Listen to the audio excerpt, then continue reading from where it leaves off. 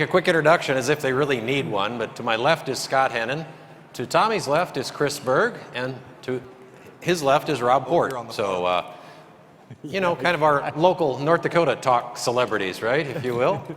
And we're going to have a little banter with Tommy about national politics, and we're going to talk a little bit about the mainstream media and the way the media has covered the energy sector, too, as well. Please, fire away, Scott.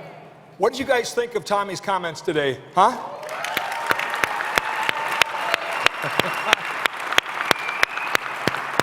And that whole kind of quiet a few times thing that you were wondering, like, what's the deal? Is this Trump country or not?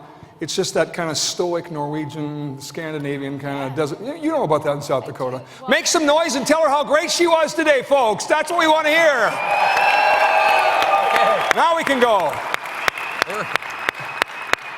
I'm not sure you noticed that, but there are a few of those Make America Great hats in the audience. Yeah, baby. They're out there. They're definitely out there. Wear them proudly. Well, we're going to kick this off, and really, we just want this to be free-flowing. You guys can comment, ask questions. Tommy, you comment, ask us questions if you want.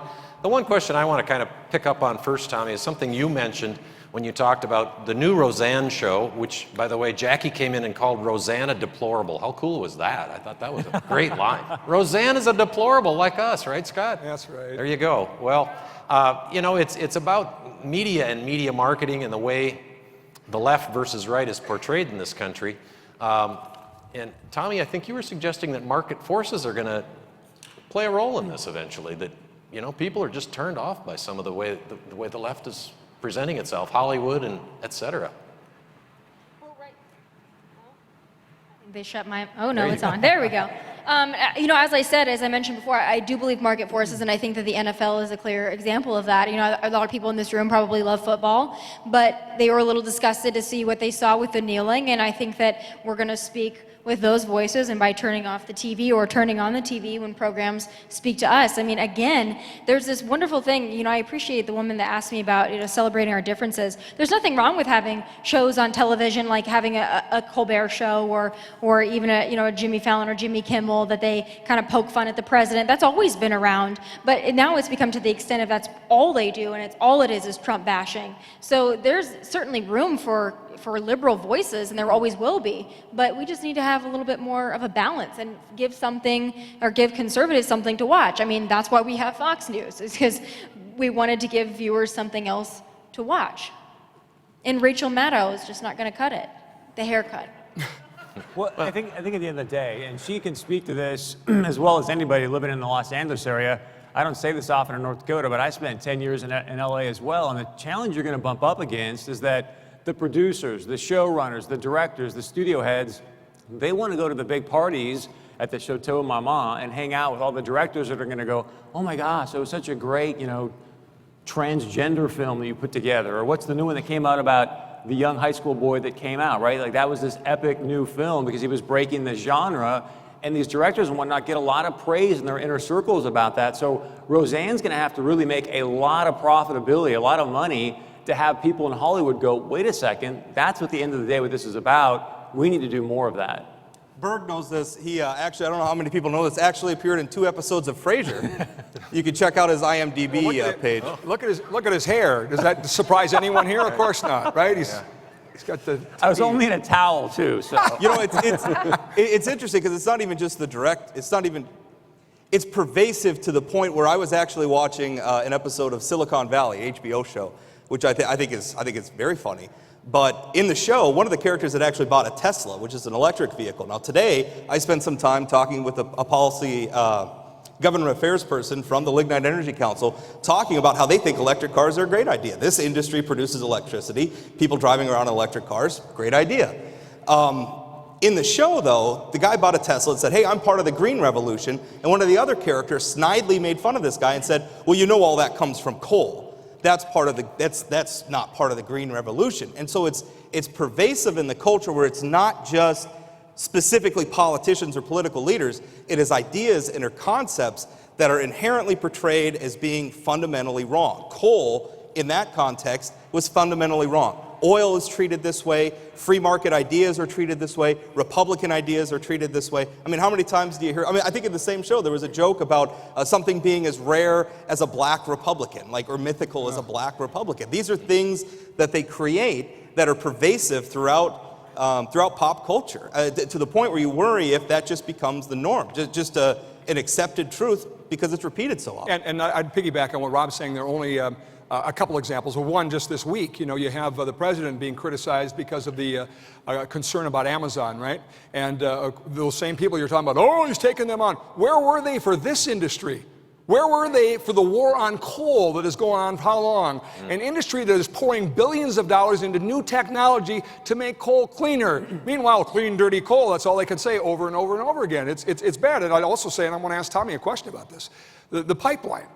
I mean, honestly, the pipeline industry, I mean, these people are like, they should be at a humane society for pipeline companies because they're just battered, yet they have this incredible safety record. I mean, if you look at the success rate of, I put a drop of oil in here, natural gas goes in here and it comes out the other end, it's a lot better than the automobile industry for success. In other words, there's way more accidents in vehicles than there are with pipelines, yet we endure this whole water is life DAPL protest, which you were the lone national media member to take on. Well, because I'm from the region, and nothing made me more just absolutely livid than watching people that know nothing about this area come in and protest. And there's so many, and we discussed it because I think it was very important to have your voice and others in this room that I had on my show back at the Blaze to discuss these. I thought it was so important, but they talk about this water is life and they're hippies and that, and yeah, and then they take a crap in the water that they're gonna later, someone's gonna drink.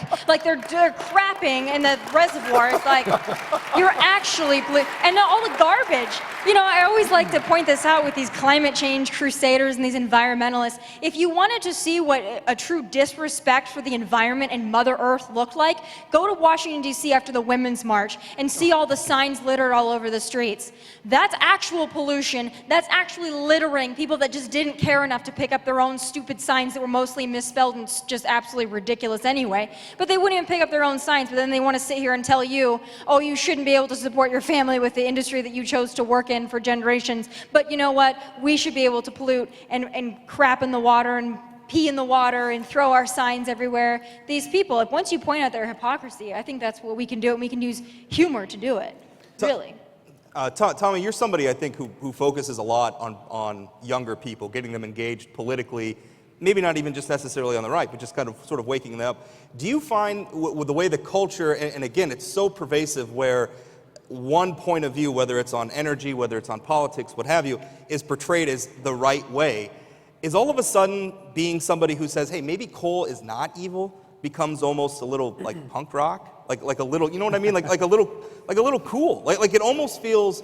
You wonder if there's going to be a generation of Americans coming who feel it's cool to acknowledge that coal is not the devil or oil is not the devil or that free markets work, because their parents are a bunch of aging boomer hippies that, felt differently, right? I mean, we're it's almost becoming over there in the corner. Yeah. Where conservatism is almost becoming cool. It's becoming the new counterculture. Yeah, well, I think that, mainly what it's going to be is the message that facts don't care about your feelings. And I think that that's something that our president has pioneered and something that I say as well. I mean, it's not just about coal, it's about guns, it's about all the things that we hold near and dear, usually in conservative culture, especially in middle America. In our culture, what we hold close to us, our guns, our God, our energy, all those things. I think it's about explaining the facts, and then, like I said in my speech, understanding that the people in middle America want nothing more than to have a clean, viable industry that can innovate, but also can provide for their families and not have to find another, economic opportunity that Hillary's going to somehow create for them. And one of the things I think that Tomi said so powerful, if you're a younger person, is that she's very fiscally conservative. And one of the things I want to see our energy industries do is start to have the people on the coast say thank you, because I'm spending less of my disposable income on your energy, right? So they should be saying thank you to people in North Dakota, thank you to people in South Dakota and here in the heartland, because less money spent on food, less money spent on energy, and that's because of the great things that we're doing to produce that stuff in a very reliable way and a very inexpensive way. I have a question for you, Tomi, about the president. I know you're close and noticed by the White House, and they appreciate what you're doing out there, which I think is wonderful. I actually like that a lot about the president. He gets criticized for, paying too much attention to what people are saying. But I mean, guess why the tweet comes the next day? Because he's trying to counter something that was said and actually have a fighting chance of getting things in the media. Like, for instance, I had a call on Monday on the show saying, "Hey, President, how in the world can he text about DACA on Easter?" Because he wanted you talking about it on Monday, and you are, right? I mean, he knew what was coming in the week and everything else. Talk about the strategy a little bit that started very early on to, in my mind, take something George W. Bush didn't do. I can't remember a Republican that's done it. Take on the media, not be afraid to take them on. Is this a strategy? Well, of course it was, and he recognized that very early on that he wasn't going to be covered fairly, and it was at the first debate that I think he truly recognized it, because before that first debate, everyone just thought that he was a character, he wasn't really serious about it. Then after that, he started to realize the treatment he was going to get, and he realized that they love him for the ratings, but they don't get his message correct, or they don't disseminate his message correctly, and it's a treatment that none of the other Republicans got, even though the media doesn't care for them either. So what we actually did during campaign time, and I had a lot of success on Facebook, and I worked with I wasn't an advisor, but I was kind of an unofficial advisor. I have friends that have worked through that and work in social media, a lot of young people, and they're wondering, how can we, get our stuff out there, because they're not covering it correctly. I remember going to a Trump rally in Dallas, and the Dallas media reported that there were protesters when these were actually overflow from people that couldn't get in that wanted to see the president's speech, and the media reported them as protesters. And so he found out very early on that he needs to go above and beyond, and he needs to go right out to the American people. And I suggested, hey, why don't you start doing more on Facebook? Even though, there's a lot of demonization of Facebook, it can be a really powerful tool. So we started doing the Facebook Live for his rallies and his town halls, and it really made an impact. People were not only showing up at the rallies in huge numbers to watch this candidate, now president, but they were watching on Facebook because they wanted to hear what he had to say. Is he out to destroy the ABC, NBC, CBS, the media as we know it, the New York Times? Basically, I call them part of the swamp. They're all one and the same. Do you think his ultimate goal is just take them to their knees? I mean, they're never going to be fair, right? They're not going to all of a sudden come around. What do you think? What's the goal? He takes them to task, and I think that it's part of exposing them. Nothing that frustrates me more than when people like George Stephanopoulos or Anderson Cooper sit on air and they claim to be neutral. I am not neutral. I'm a conservative. I'm a Trump supporter. I'm very forthright about that. So is Sean Hannity. So is Tucker Carlson. We are very forthright that this is our commentary. This is our opinion. Meanwhile, on the other networks, they have people that pose as news anchors, and the people that pose as giving you the daily news that are so far on the left, and Trump is calling that out, and he's not gonna have it. So I think he makes them look ridiculous. He makes a mockery of them, and he exposes them, and I think he gets a kick out of it. I get a kick out of it. Yeah. Tomi, do you ever get? You guys like it, by the way? You like it? Can I just share a quick anecdote? What's that? So I work for a CBS affiliate in Fargo, and sometimes they send you these, hey, you can interview John Dickerson from, as Trump calls him, Deface the Nation, or Face the Nation, or CBS evening news anchor Geoff or whatnot. And these guys think, okay, I'm going to send it to these little affiliates in the middle of the heartland and get this puff piece done, and they're going to be like, oh, Geoff Glor, what's the name of your puppy? And so I get these guys on my show, and I'm like, let me ask you something. What are you going to do now that you're taking over Geoff Glor as the new CBS News evening anchor? What are you going to do to talk to your producers and really speak to the forgotten men and women of America? His eyes just completely glazed over. He had no idea what I was even referring to. I mean, that's how much these guys live in this little DC, New York City bubble. As long as they can go up on Park Avenue and hang out and drink bubbly, they think, hey, I'm doing my job and making a couple $1 million a year. I think that's why Roseanne could really carry some weight. If she continues to put up numbers across the Midwest, they can no longer, and they hate Trump, but I think they're starting to realize they can no longer ignore the voice that you have. How about the NBC reporter you talked to? I don't know, remember the story during DAPL? Kind of late in it, there was a snowstorm, and NBC News was down there, and somebody had told this guy that they still push buffalo down the river. Right? Who's the guy? That was me. Who's the reporter? Cal. I don't remember his name, but he's big time now. He's on NBC News. He's a straight news reporter. He was doing Today's Show. Anyway, he does this live shot, and somebody else had a camera. Rob got hold of the actual audio, and the piece ends after he's talking about, they used to push buffalo down, now they can't do it because the pipeline disrupted everything. Shot ends, he's done with this little shot, and he says, somebody comes up to him and say, they don't actually use buffalo anymore? Well, I actually asked a member of the Standing Rock Sioux tribe, who is actually a Republican, the poor, lonely soul. I actually asked him, I said, well, did they do that? I mean, and he said, no, I've never heard of that before. Well, but there was audio off camera of the reporter being told right at the scene, right where it was happening. So he just said it was wrong. He went, big deal. And boom, it airs on NBC Evening News. He didn't care. You know, I told him it wasn't factual. I Because who's gonna correct them? talk. We don't have I want to talk a minute though about the bubble, because I think we've all up here talking about the liberal bubble and they don't get us. Tommy, do you ever get worried sometimes that conservatives create their own bubble though, and that we create a situation where? Yeah, but I don't think that's fair. Hold on. Well, sometimes our rhetoric is you know, if we're lambasting Hillary Clinton or something, as much as we may feel she deserves it. A lot of times, I think our job is to try to persuade and to try to build a bigger movement and to get people behind, for instance, coal energy, and to understand that the coal industry is still vital, is still vibrant, it's still important. But how do we persuade people if we're throwing bombs? So I think that you can persuade people with facts without having to kiss ass. I don't believe in that. I don't believe in sitting there and saying like, oh, you know, we don't have any differences. And sometimes there's a place for that. But there are, for me as a commentator, I guess I can only speak for myself and on my behalf. The reason that I take the tone that I do and the reason I'm aggressive as I am is because I'm passionate about what I'm talking about. And I think that sometimes you have to be passionate and aggressive to get people to listen, because sometimes when we take that's why Mitt Romney lost, that's why John McCain lost. They did. I mean, they took that tone where it was like, yes, and the facts are always going to be on our side.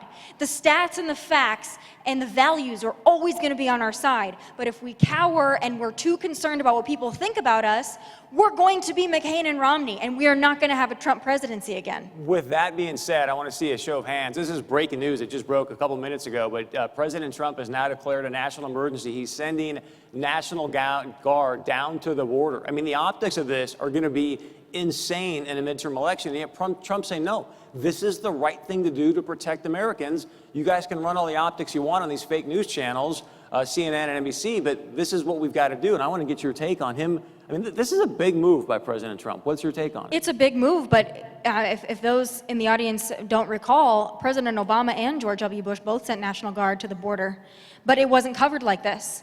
Because Exactly. they weren't anti-migrant, but because President Trump is doing it, it's the attack on the migrant, and But the thing is, he's not anti-migrant. He's No. just saying, look, we just want people that are coming to our country and add value, right? Well, of course. Well, there's two things to that, and I actually just tweeted it out earlier. Is I think that there's this. Again, it's a war of words, but when you come into a country and you have no desire or no respect to follow our laws, you don't respect our laws, and therefore you don't respect our country, you are not immigrating. It's not an immigration, it is an invasion. When you're coming in like they did, marching from Honduras saying, we're gonna bust through, our president has no choice. And I tweeted it yesterday because I also like to use Twitter. These people that are like, oh, he's anti-migrant, he's anti-humanitarian for stopping these people. Do they not realize that President Trump is doing what he's doing to protect them, to protect you and I, to protect the liberals in California and Arizona and everywhere else that's on the border, Texas? He's doing it to protect everyone because we don't want massive groups of people that say, we don't care about your laws. When you bring people into this country that have already said, point blank period, I don't care about your laws, and you say, let them come through, in what other situation would we do that? And one thing that a lot of people don't talk about in the mainstream media is that, I'll remind you, Khalid Sheikh Mohammed, the mastermind of 9/11, he's down there, in that jail, and he said flat out, the way we're going to continue to terrorize this nation is by utilizing your own immigration laws against you. Once they step foot on the soil, we have to take them in, and with a catch and release, I don't know if you're a terrorist or not. Yeah, the rule of law is often been ignored in this country, and we need to restore that. I want to get back to a point you made, Chris, about, and honestly, we've talked a little bit about this behind the scenes, the failure of the media in this country to actually recognize its own bias. That, I heard it said that the media covers Trump, but they covered for Obama. And one example I want to give up there, and this is the North Dakota miracle, the fracking miracle that happened here. The war on coal was enabled by fracking, hydraulic fracking, horizontal drilling, which was really invented, perfected here in North Dakota. That has made it possible. That's a great untold story in this country. The media didn't even acknowledge it. I kind of banter with this group of, I'll call them establishment media on Facebook. And I made the point, really nearly the number one problem in this country is our dysfunctional media. That we're not, fairly covering things. We're putting Stormy on CNN instead of covering what's really important to mainstream America out here. How do we begin to change that? This is a very good businesswoman here, and I don't know about you. In my mind, there is a heck of an opportunity waiting, and it's called just do journalism like it's supposed to be done. Yeah. So here is what they say, here's what they say, and none of all of the, just straight news. Nobody's doing it. You can't do it. As you said earlier, what's different from Sean Hannity and George Stephanopoulos? Nothing. One has an opinion that's on the left, one has an opinion on the right. I mean, I completely concur. I think they're writing their own death warrant. I mean, by doing it as bad as they are. And the president, of course, is fighting it. They've got by with it forever. But do you see that as a business model? I mean, don't you think people are starving for just, look, if I want to come to Fox, I'll come to Fox and hear what Tomi and Sean and, Tucker and everybody has to say, or to go watch Chris Berg's show, read Rob Port's blog, listen to my radio show. They're going to get what they get, and they're going to come there. But, just tell me, like on this border story tomorrow, there won't be a straight news story on the border story. What do we do about it? Well, I think as consumers of news, what we can do is we read multiple sources, which is what I do, read multiple sources and then try to find it somewhere in the middle. But the American people really are looking for that. They're looking for a place that they can go, that they can get straight news. I don't know if it's ever going to be possible just because we all have our own inherent bias. And there's a lot of studies that have been done, and I know I studied it when I was in college studying journalism, that people that enter this industry, they consider themselves to be on the left or lean to the left or to be far to the left. And so when those people that are leaning to the left, far to the left, or motioning towards the left, then they go into the industry, they bring that with them. So even if they're writing a story for the Associated Press, it doesn't matter because they're bringing it with them. It's phrasing, it's the way you phrase things. When you call something, a murder or a slaughter, that makes a big difference to people. And so it's incumbent upon us to, as news consumers, to try to find the middle ground, but then also call out these people like George Stephanopoulos and Anderson Cooper and the rest of them that believe that they are reporting news, because they're not. Just label it commentary. Just be what you are. At least Maddow's like, this is what I am. But the rest of them, they fake, and that's what I don't like. It's media jargon, too. We talked about this, too. This term originated during Obama's years. Folks in coal country, you love this, carbon pollution. Are you kidding me? Carbon dioxide pollution? Yeah. It's the gas of life. I mean, it's essential to life on Earth, and that administration called it pollution. But the media actually parroted that. I've seen it in news stories. News stories. Honestly, I think what needs to happen, I work for a newspaper company. I work for Forum Communications Company. It's the largest media company in the state. I, at times, feel like the token conservative. I think that I don't know that there's another columnist in North Dakota. I write 2 columns a week. I am pretty much the only conservative in the opinion pages, at least as a columnist. It's a tough thing. I could tell you, as somebody who has moved into that industry, I think if we want to solve the problem, conservatives have to move into it. Conservatives just have to start doing it. And not just doing commentary, although that's what I do, but doing journalism. Hey, Rob, I work for Forum Communications. I respect the people. They're great. Greatly. They're good. Bill Barcil Jr. is a friend of mine to this day. We talk often. I worked for him for 8 years. Had 2 contracts there and loved it. But you know what? I felt like a 3-headed monster walking the halls of Forum Communications, okay? As a guy that got on the air and said, you know what? If a baby feels pain at 20 weeks, you don't kill the baby, okay? I mean, oh my gosh, this guy's crazy. Meanwhile, that's the rule in North Korea and the United States right now. I mean, and you cannot do that. So the idea of saying, yeah, go work for it, good luck. Good luck. I mean, you're sitting there with a big target on your back. Well, but I think I worry, though, that if we constantly retreat to the Fox News of the world, and I'm not running down Fox News, I'm saying that if we constantly retreat there, we're just going to exist on our own bubble, and we're only going to talk to ourselves, and we're going to persuade nobody. The Forum Communications of the world need to do the reverse of what you're saying. They need to seek out and say, look, let's just recognize we're very, this is not fair and balanced. We need to bring in other conservative voices. They did you, and I applaud them for it. I think it was a good move, honestly do. I think it's improved the paper, and it's been a good thing, but it's a drop in the bucket. It's a drop in the bucket, and I'm telling you, this is not just a national problem. This is a North Dakota problem. I mean, the news in North Dakota is horribly biased.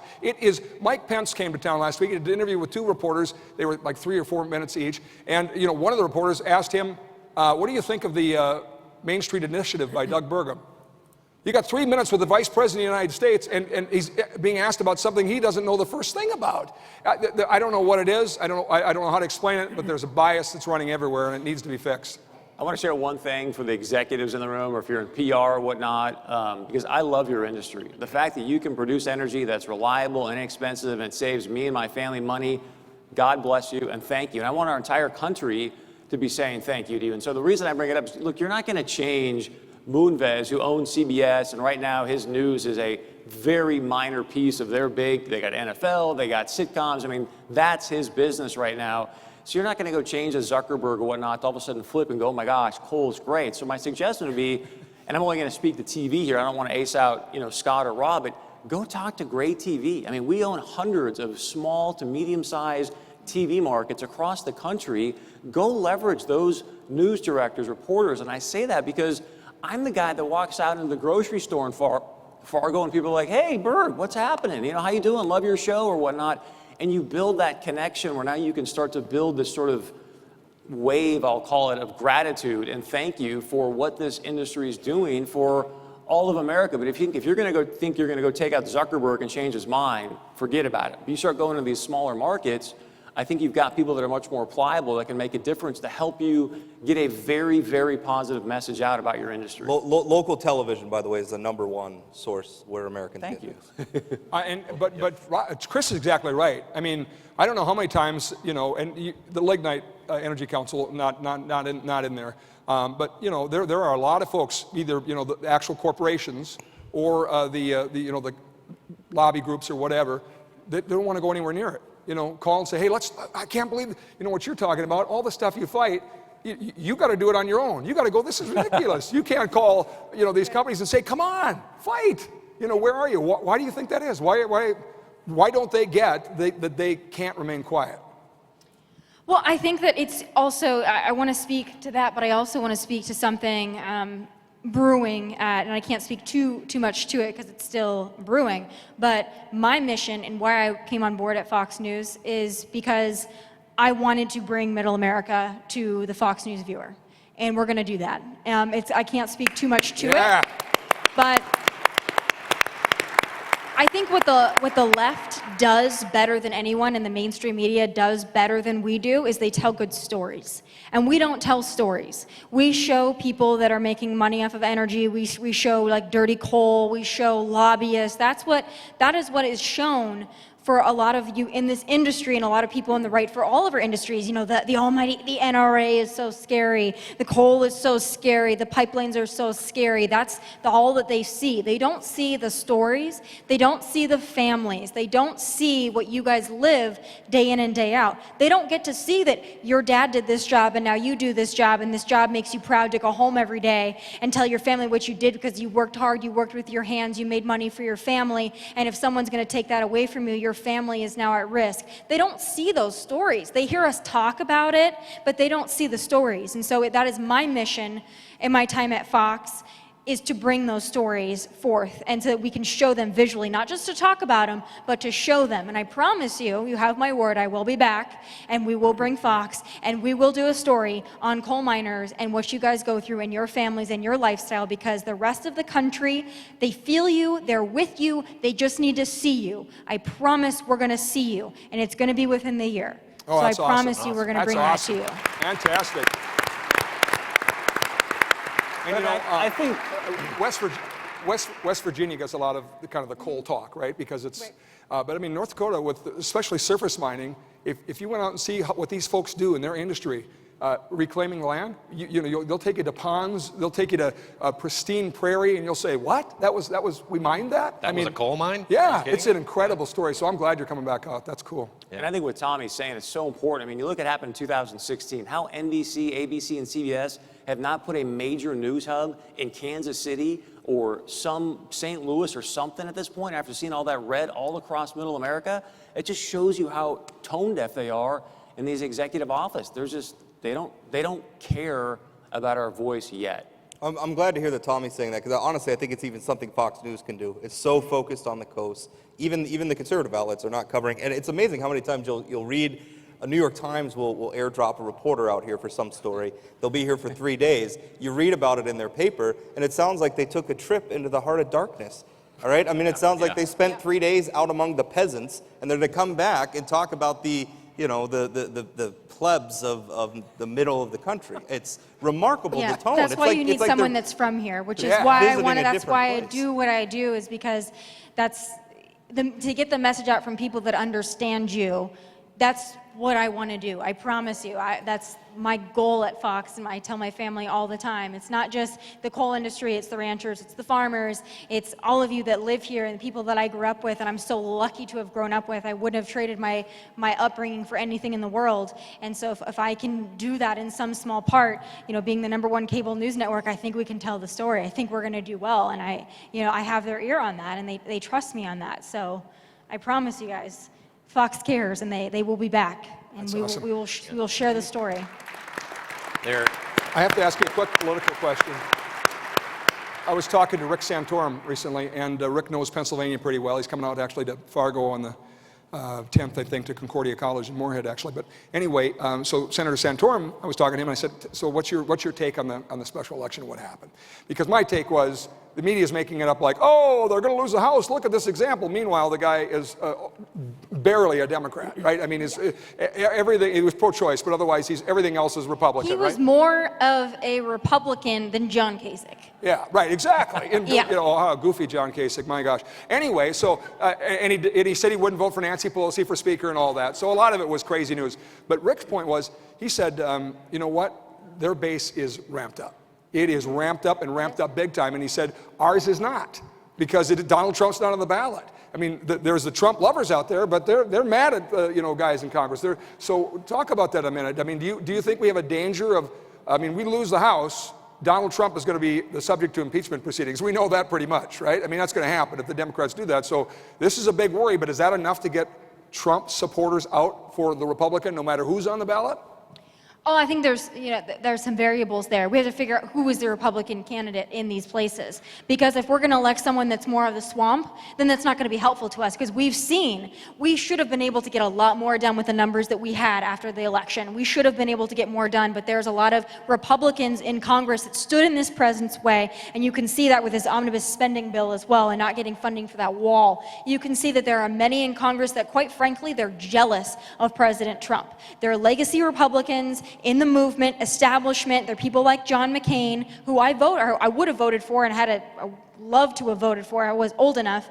There are people like that who are legacy conservative establishment Republicans that are jealous of this president because he broke through, he didn't follow any of the rules, and he's a threat to their swamp. And that's on both sides. And so we can't just go out and elect the Republican. Well, We need to elect America First candidates. We need to be getting out there, making sure that we're going to elect somebody that's going to continue that message and that's going to be able to fight for what we voted for. Again, I think that they're forgetting that people act like it's such a shock now. They're like, oh, the wall. That was one of the things that got this president elected, was his promise to build a wall and secure our border and give us the tax cuts, which he did, and repeal Obamacare, which provisions are repealed. But now these people go to Congress, we voted them to do that, and now they're sitting back trying to fight this president, and they're getting mad and crying their tears over his tweets. I'm sick of this. We need to get people that are out there that are going to carry through that agenda, and that's in North Dakota, South Dakota. It's all over this country when these midterms come up. It's not enough just to vote Republican. Figure out who you're voting for, and if they're more of the swamp, get them out. Yeah, we may even see Republicans. Who agrees? Yeah.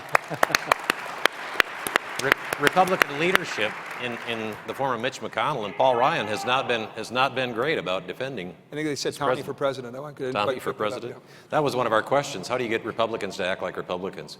Tommy, we've exhausted our time here. We really appreciate you being here. Do you have final thoughts you'd like to share with us, or any parting words? Well, I'm happy to be here, so they're not my typical final thoughts, but I just want to tell everyone in this room and everything that you do every day, you work so hard, you don't ask for anything from anybody, and you are true Americans. And if the rest of the country modeled themselves after the people in North Dakota and the people in the coal industry and the people at Lignite Energy Council, if the rest of Americans were able to model themselves after you instead of this poor me, poor us attitude, get out, work hard, get dirty, and be Americans, this country would be better for it. So please, don't be afraid to get a little bit louder and let the rest of this country know that you're here, you matter, you have a voice, and you're powering this country, because you really are. So thank you so much for welcoming me back. Thank you very much for being here. Thank you to our panel. Thank you all. Guys. Awesome. You got a standing O, ladies and gentlemen. Thank you guys so much.